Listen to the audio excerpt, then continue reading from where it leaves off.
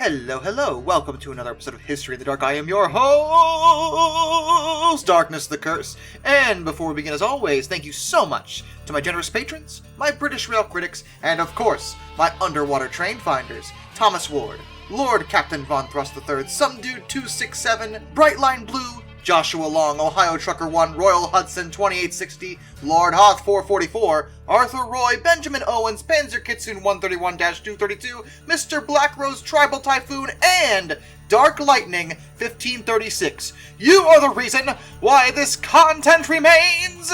Talking about the Estados Unidos Mexicanos. Yes, we are discussing a story, a heroic one, from Mexico.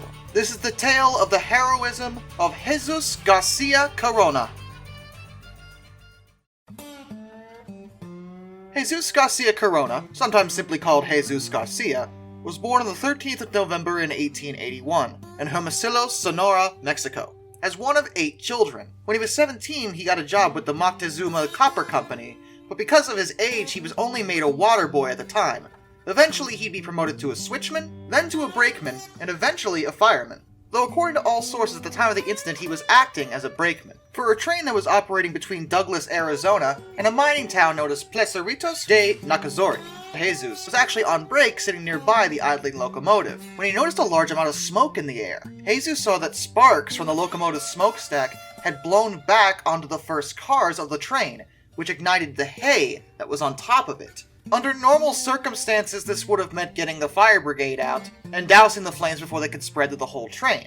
The problem was that Jesus was well aware that the train that day was transporting 70 boxes of dynamite. To make matters worse, the train was idling in the yard, in spitting distance of the town, and the yard was also the place they stored other things for mining operations, like gas tanks and even more dynamite. He had a couple of options here. He could have just warned everyone and run away, which no one would have blamed him for necessarily, but Jesus didn't do that. Instead, he dashed the locomotive and threw it into reverse at full steam, down a grade, in an effort to get the train as far away from people as possible. Some speculate he may have planned to halt the train at a certain point when he felt it was far enough away, and then abandon it himself, but unfortunately he would never get the chance to do so. He made it about 4 miles away from the town when the explosives went off. Witnesses say that the shower of debris continued to pelt the ground for several minutes after the blast, and a total of 13 people died in the accident, but that's a pittance compared to what would have happened had that train detonated while it was still in the yard. It's entirely likely that the entire town would have been leveled, and who knows how many would have been killed. For reference, there were at least 5,000 people who lived in the town at that time. Jesus was, and still is, revered as a national hero.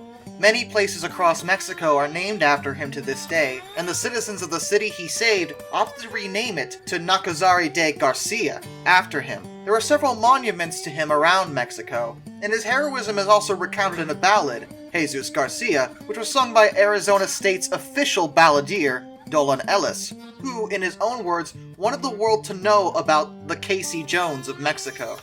Casey Jones is arguably the most famous engineer and hero of the rails in American history, but Jesus definitely has that title for Mexico. What he did is nothing short of incredible and selfless at just 25 years old, and he was also posthumously awarded the American Cross of Honor for what he did. So let's all raise a glass to Jesús García Corona, a true hero of the rails. Till next time, this is Darkness, and I bid you all a fond farewell.